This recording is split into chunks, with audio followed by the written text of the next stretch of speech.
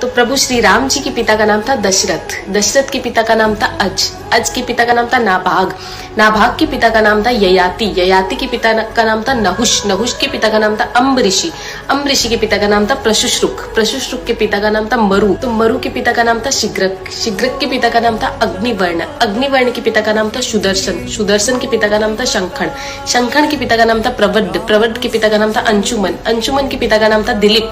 दिलीप के पिता का नाम था भागीरथ, ये वही भागीरथ है जो गंगा को पृथ्वी पर लेके आए थे, जिसको भागीरथी के नाम से भी जाना जाता है। राजा भागीरथ के पिता का नाम था कुकुस्थ, कुकुस्थ के पिता का नाम था रघु, ये रघु वही राजा है जिनके नाम पर ये रघुकुल पड़ा, क्योंकि ये बहुत ही पराक्रमी और तेजस्वी राजा थे। आज भी कहा जाता है कि रघुकुल रीत सदा चली आई, प्राण जाए पर वचन न जाए। तो राजा रघु के पिता का नाम था राजा असमंज, राजा असमंज के पिता का नाम था राजा सगर, राजा सगर के पिता का नाम था राजा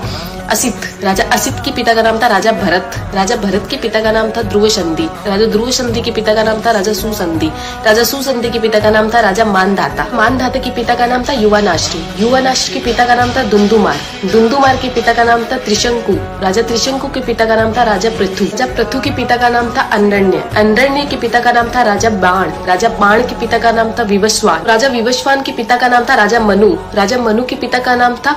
इक्ष्वाकु, इक्ष्वाकु के पिता का नाम था राजा कुक्षी, राजा कुक्षी के पिता का नाम था राजा विकुक्षी, राजा विकुक्षी के पिता का नाम था राजा कश्यप, राजा कश्यप के पिता का नाम था राजा मरीचि, राजा मरीचि के पिता का नाम था ब्रह्मा जी। तो इस हिसाब से हमारे प्रभु श्री राम जी ब्रह्मा जी की 39वीं पीढ़ी है, 39th। तो ज्यादा से ज्यादा ये वीडियो शेयर कीजिए, क्योंकि आने वाला इतिहास ये नहीं बोलना चाहिए कि सनातनियों को मुगलों का इतिहास तो पता था और खुद का इतिहास नहीं पता था। तो ज्यादा से ज्यादा इस वीडियो को शेयर कीजिए। जय श्री राम।